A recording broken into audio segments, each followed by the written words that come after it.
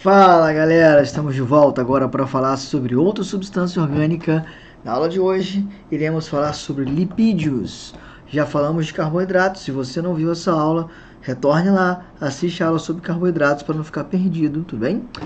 Assim como os carboidratos, os lipídios também têm uma função energética, porém não só energética, tudo bem? Então vamos descobrir como é a estrutura química do lipídio, até porque nós estamos aqui falando de bioquímica, que é uma parte química que interessa a biologia, tudo bem?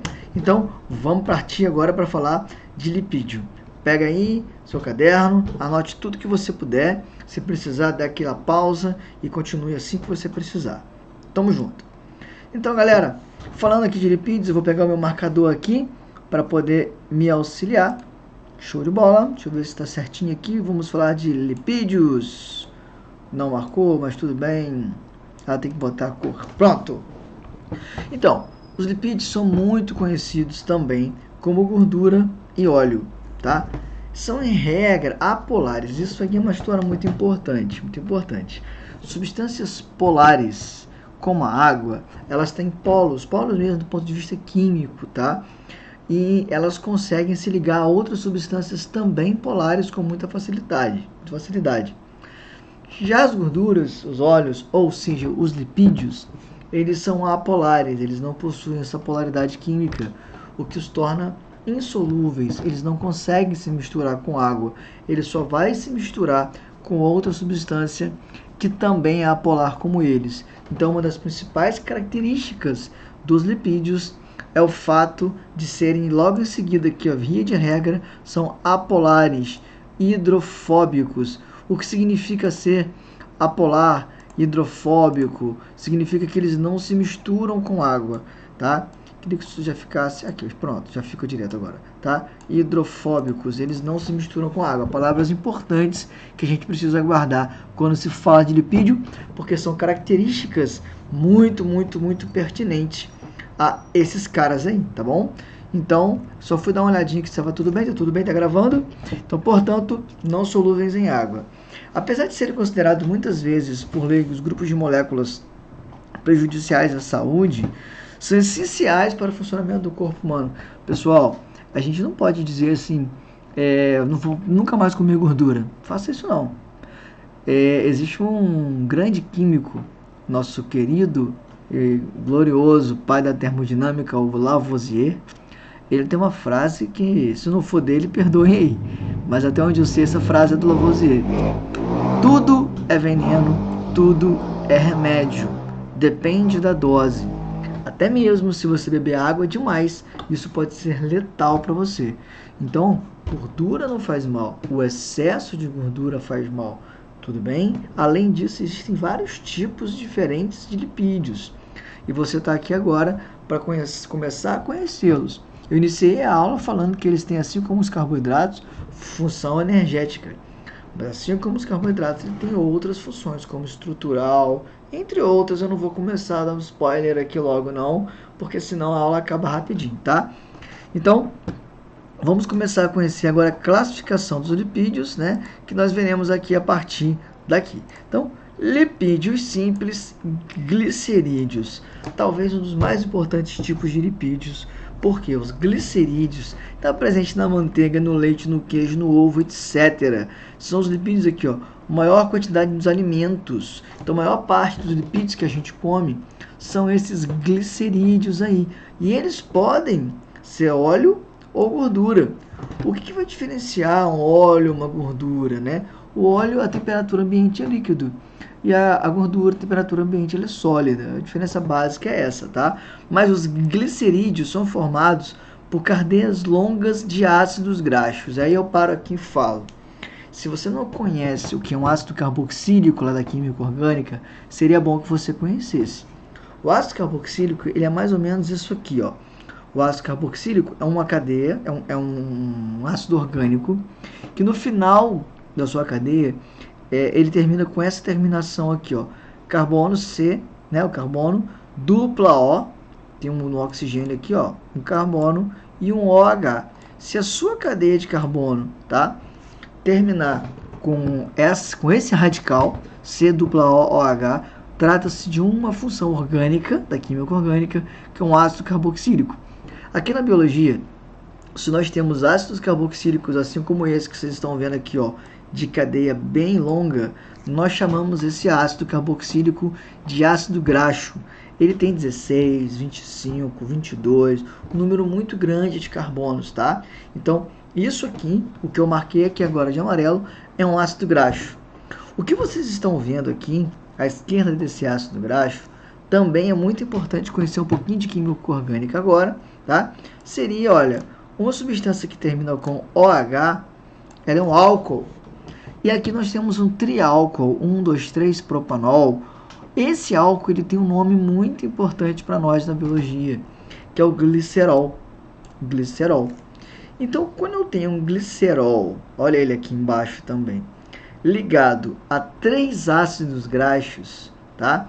Então, eu tenho um glicerol ligado a 3 ácidos graxos, eu tenho aqui o famoso triglicerídeo. Quando você vai fazer seu exame de sangue, muitas vezes você chega lá e fala assim, olha, eu tô com triglicerídeo alto, o meu triglicerídeo tá taxa legal aqui, olha. Então, ó, a imagem a seguir representa um triglicerídeo, tá? Cadeia formada por 3 ácidos graxos ligados a um glicerol. O que vai acontecer? Quando esse ácido graxo, que é altamente energético, se liga a um glicerol, há uma reação onde um ácido carboxílico se liga aqui uma terminação hidroxília desse álcool e forma água, tá? Quando isso acontece, para você que já é um pouco mais avançado em química orgânica, vai formar um éster. Quando você tem um O, dupla O seguindo aqui assim e a cadeia segue, você tem uma ligação tipo éster. Então você tinha aqui um ácido carboxílico, um álcool. Essa reação orgânica você pode procurar seu professor de química, senão vai cair na minha prova, mas a matéria aqui é bioquímica, então é importante que você tenha uma noção que está acontecendo uma reação orgânica para a formação da gordura, tá? Então você está formando aqui o glicerol. Se você o triglicerídeo. Se você perceber, o glicerol tem até um nome muito parecido com glicose, ele pode vir do metabolismo da glicose, tá? E é por isso que quando você come muito açúcar, que é carboidrato, você pode acabar transformando isso em reserva, em lipídio, tá? Então, o nosso metabolismo, o nosso fígado principalmente, além de outras partes do corpo, trabalham bastante para transformar o excesso de carboidrato que você comeu em reserva. Daí uma outra grande função, a função muito importante dos lipídios, tá? Tecidos de reserva são formados de lipídio. Os carboidratos nos animais não conseguem formar tecidos, eles formam substâncias como o glicogênio, certo? Aqui não, nós temos um tecido chamado tecido adiposo, onde iremos armazenar energia na forma de glicerídeo.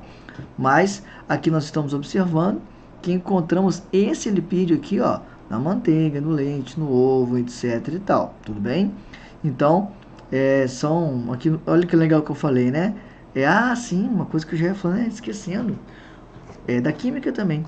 Quando você tem uma cadeia de carbono só com ligações simples, você tem o que a gente chama de cadeias saturadas, tá? Então, saturado, porque apresentam ligações simples entre as cadeias de carbono, como vocês estão observando aqui.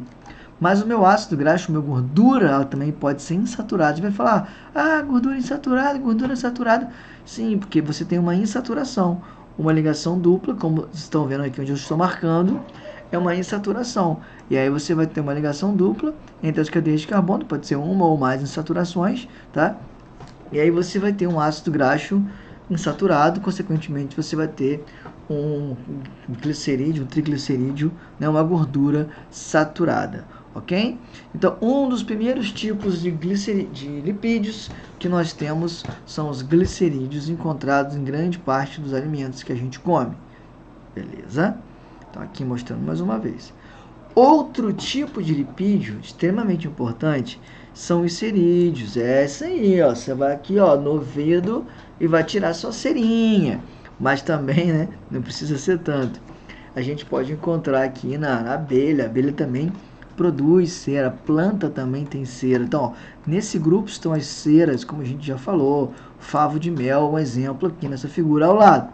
Então, os cerídeos são produzidos tanto por vegetais quanto por animais, podendo desempenhar o papel de impermeabilização. Galera, no nosso ouvido, como o lipídio, eu já falei inicialmente, ele é hidrofóbico, ele não mistura com água, o que vai acontecer é que ele vai evitar que entre água no ouvido, quando não só água, mas uma barreira contra a entrada de micro-organismos também, tá? E ele vai evitar que a água entre no nosso ouvido quando a gente se molha, quando a gente toma banho, quando a gente toma banho de mar, piscina, etc e tal.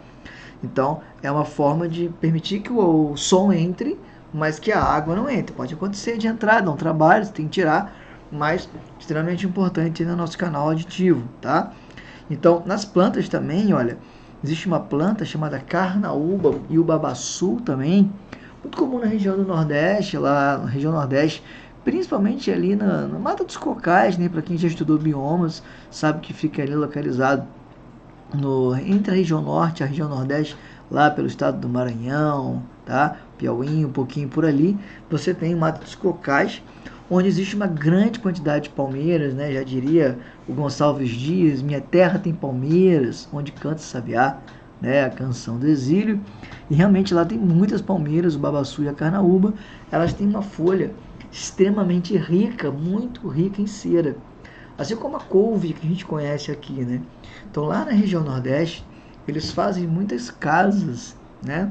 Por não terem recursos financeiros, onde o telhado dessas casas são feitas com folha de babaçu, folha de carnaúba, dessas palmeiras.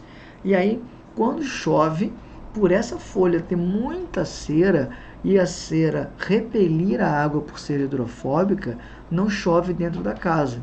Aí você pode pensar assim, ai Dudu, mas eu já ouvi uma música assim, na rua, na chuva, na fazenda, ou numa casinha de sapê. Existe no centro-oeste do Brasil, tá? Na região de um outro bioma que é o Cerrado, um capim chamado sapê, que também tem muita cera. Então, se você vê uma casinha de palha, de telhado de palha, se ela for na região centro-oeste, você tem uma casinha de sapê. Mas se você for na região nordeste, essa casinha de sapê, na realidade, ela é feita com folha de babaçu, carnaúba, etc e tal. E, inclusive, tá? A folha do babaçu, a folha da carnaúba, ela é muito usada na fabricação de cera para passar em carro, para passar em casa, né? Eu tenho certeza que a informação que eu estou dando aqui agora é extremamente importante, porque você já parou para pensar de onde que vem aquela cera que vem lá do potinho do supermercado que a gente compra para colocar no carro? Tenho certeza que você pensava que ficavam pessoas assim, ó, tirando o ouvido, aí botando no potinho, né? Não é, amiguinho, não é, camarada, não é, meu aluno querido, tá? Essa cera que você está observando é cera de babaçu, é cera de carnaúba, é cera de planta, que é utilizada para encerar chão, encerar carro e outras coisas mais, tá? E para planta, porque eu falei que para fazer telhado isso é importante, que para encerar o chão, encerar o carro, isso é importante. Mas e para planta? Você já percebeu que tanto o Nordeste quanto o Cerrado são biomas que têm um índice pluviométrico, ou seja, a quantidade de chuva é muito baixa. No Nordeste a precipitação baixa bastante, sempre. O Cerrado você tem uma estação chuvosa, uma estação seca, muito bem definida, mas muito bem definida, é muito seco. O que acontece? Para evitar a perda de água, essa camada de gordura, de cera sobre as folhas e tecidos vegetais impede a perda excessiva de água, permitindo uma adaptação dessas plantas a esse clima, ok? Então isso pode cair na sua prova, pode cair no Enem, na prova da UERJ, já caiu uma série de vezes com a importância da cera, né, na superfície das folhas das plantas, além de proteger contra a invasão de micro-organismos, tá? Então, aqui, ó, assim como na cera da orelha humana, tá? Então, continuando aqui, ó, as ceras são formadas por ligações de álcools de longa cadeia com ácidos graxos também. E existem lipídios que são compostos. Como assim compostos? Além das substâncias básicas, carbono, hidrogênio, oxigênio, eles podem apresentar outras substâncias. Um deles, extremamente, mas muito, muito importante para a gente, é esse carinha aqui, Que carinha é esse aqui? É o fosfolipídio. O fosfolipídio tem esse nome, vocês já devem ter observado aqui, que ele tem uma estrutura numa cabeça, tá? Onde existe uma molécula de fósforo. O fosfolipídio, tá? Ele é uma molécula extremamente importante para a formação de todas as membranas celulares. Além da membrana plasmática, onde existe sim uma bicamada de fosfolipídio, você encontra essa bicamada na membrana da mitocôndria, tanto a interna quanto a externa, quanto nas invaginações, que fazem parte da membrana interna. Você encontra na carioteca, membrana do complexo de Golgi, retículos endoplasmáticos. Então, todas essas membranas são feitas por uma bicamada de fosfolipídio. Aí você para e pensa, Dudu, então não é só de energia que o lipídio serve, ele também faz parte da nossa estrutura. Exatamente, porque a membrana, as membranas, além da plasmática, né, todas elas fazem parte da estrutura da célula. Então tá aqui, tudo bem? Então os fosfolipídios aqui são lipídios que, além do glicerol e do ácido graxo, possuem um fosfato, né, ligado na sua estrutura aqui, né? Uma substância que possui um radical fosfato ligado a uma substância nitrogenada. Então, se você olhar, existe toda uma diferenciação dos lipídios comuns, tá? Onde você tem só carbono, hidrogênio e oxigênio. Esse lipídio ele tem uma palavra, por favor, para tudo agora. Anota mesmo, tá? Ele tem um caráter anfipático ou um caráter anfótero. Que é isso?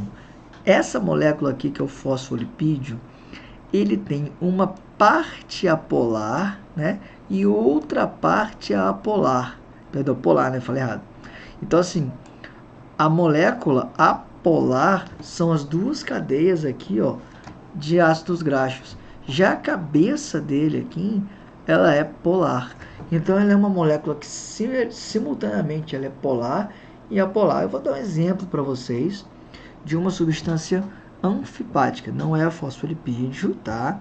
Mas assim como o fosfolipídio, essa substância que eu vou falar agora, ela é anfipática. Sabe o detergente que a gente usa em casa? Sabonete e tal. Vamos para detergente. Quando eu coloco gordura na minha mão, ela fica grudada. Se eu jogo água, sai facilmente essa gordura? Claro que não, né, meu camarada? Claro que não. E o que a gente faz? Eu vou e passo detergente. E quando eu passo água, aí sai. O que está acontecendo? O detergente, assim como o fosfolipídio, ele é anfipático. Então, a parte apolar do detergente, ele vai se ligar à gordura que está na minha mão. E vai deixar a parte polar dele para fora. Quando a água vem e se liga, vai se ligar nessa parte polar aqui e fazer a retirada da gordura. Então, o detergente, ele tem essa função de ser anfótero, né? De tirar, de juntar o que é polar com o que é apolar. Amiguinho, aluno, querido, cuidado, porque já morreu gente por causa dessa informação. Em um país aí que eu nem lembro direito qual foi, tá? Não quero nem me comprometer. Uma aluna ouviu o professor falar isso em sala e falou: nossa, peraí, quer dizer que o detergente, então, ele tira a gordura e sai lavando? O que eu vou fazer? Vou beber detergente e aí eu vou emagrecer. Pois é, essa aluna morreu. Não faça isso em casa. O detergente é para lavar objetos, lavar as mãos e não para beber. Ok? Beleza? Então vamos prosseguir aqui, tá? Então, é um lipídio muito importante quando a gente for estudar em algum momento citologia, membrana plasmática. Com certeza eu darei um enfoque muito maior a essa molécula. E existe também aqui, dentro desse grupo de lipídios compostos, tá? Os esteroides. Cara, esses lipídios são extremamente importantes, tá? Então, por que eles são importantes? Eles são gorduras derivadas do colesterol. O colesterol é utilizado como uma cadeia base para a formação de outros compostos, como os hormônios sexuais. Por exemplo, testosterona, hormônio sexual masculino. Por exemplo, o cortisol das suprarrenais, aldosterona, enfim, uma série de hormônios, vitamina D, sais biliares, uma série de substâncias extremamente importantes para o nosso metabolismo são feitas a partir dos esteroides, a partir do colesterol. Aí eu falo para você, vou fazer uma dieta zero colesterol, eu vou radicalizar. Não faça isso. Colesterol demais faz mal. Mas eu preciso de ter uma quantidade pequena de colesterol na minha alimentação para que eu possa tornar favorável, tornar melhor o meu metabolismo, ok? Então, os esteroides são lipídios que servem para a produção de hormônios sexuais. Dudu, e aqueles anabolizantes? Esteroides, sim, galera. São esteroides sintéticos. A galera faz aí testosterona sintética, esteroide, anabolizante, que vai fazer com que haja um maior ganho de massa muscular, mas o que também pode trazer uma série de efeitos colaterais e que eu prometo que eu gravo uma outra aula para falar para vocês somente disso, tudo bem? Mas sim, esteroides, tá aqui, né? Colesterol, que é a base da testosterona e da aldosterona, um hormônio muito importante aí para o nosso metabolismo, tá? Então, a gente já está chegando quase aqui ao fim, as funções dos lipídios, tá? Quais são essas funções? Funções básicas, né? Produção de energia, vou usar no negrito aqui, estoque de energia a longo prazo, marquei errado aqui. Eles também funcionam como isolante térmico, que vem uma história engraçada. A minha mãe e um grande amigo meu, Ismael, eu falo Ismael, professor de geografia, há alguns anos atrás, ambos fizeram, no mesmo dia, eles não se conhecem, eles fizeram uma cirurgia de redução de estômago. E foi no mesmo dia, acho que foi 9 de janeiro. E minha mãe fez em Campos e o Ismael fez em Itaperuna, se eu não me engano. E quando chegou no mês de junho, julho, eu ia trabalhar na escola lá, que eu trabalhava, encontrava o Ismael e ele, gente, que frio, que frio, que frio. Esse, meu Deus, e tava aquela temperatura assim, normal.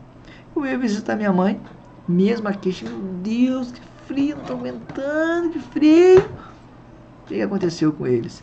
Eles perderam gordura em pequeno espaço de tempo com a cirurgia e não tinham essa sensação de frio, porque a gordura é um isolante térmico. Você olha lá, foca, o leão marinho, né? Se você olhar aqui, ó, você pode observar aqui um urso polar. São animais que têm uma camada bem espessa de gordura que funciona como isolante térmico. Se você olhar também aqui, olha as plantas, né? Você tem a questão da impermeabilização, evitar a perda de água, evitar a entrada de micro-organismos. Na nossa mão, tá? Aqui o isolante térmico tá aqui sim, né?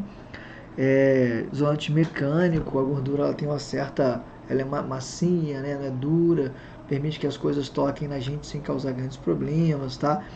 E isolante elétrico, galera, sabe por quê? Porque em volta do nosso neurônio existe principalmente no axônio, tá? Existe uma capinha chamada bainha de mielina. E a bainha de mielina, tá? Ela é formada por lipídios, tá? E aí, para finalizar, sempre vem aquela pergunta que é: Dudu, colesterol é bom ou ruim? O colesterol é um tipo de gordura e que pode ser bom ou pode ser ruim. Para que vocês possam entender a diferença entre o LDL e o HDL, eu vou explicar agora, tá? Tá aqui um quadro que eu montei para vocês que eu acho que vai ser bem legal. Já dá para ver que o LDL é ruim e o HDL é bom. O LDL, lembra do som lá que tem um low, baixo, right, que é o agudo? Então aqui é uma lipoproteína de baixa densidade, enquanto o HDL é uma lipoproteína de alta densidade. Como o colesterol é um lipídio, ele não consegue se locomover nas nossas artérias sozinho. Ele é hidrofóbico. Então, o colesterol se liga a uma proteína para que torne-o solúvel. Só que a proteína que se liga ao colesterol ruim, ela é de baixa densidade, o que promove facilmente a formação de placas nas artérias, como vocês podem observar aqui, né, onde eu estou com o mouse, e também aqui dentro dessa artéria. Então, o LDL pode formar o que a gente chama de arteriosclerose, que é uma lipoproteína de baixa densidade. Já o HDL, ele é um colesterol que faz justamente o contrário. Ele remove esse LDL, tornando as nossas artérias desobstruídas e mais fáceis de haver uma circulação sanguínea, o que pode evitar tromboses, infarto, pode evitar coágulos, né, ou seja, AVC, né, algum tipo de acidente vascular cerebral que pode ser hemorrágico, ou ele pode ser isquêmico, ou seja, forma um coágulo no seu cérebro, enfim. Então, é muito bom que a gente cuide da nossa saúde, tá?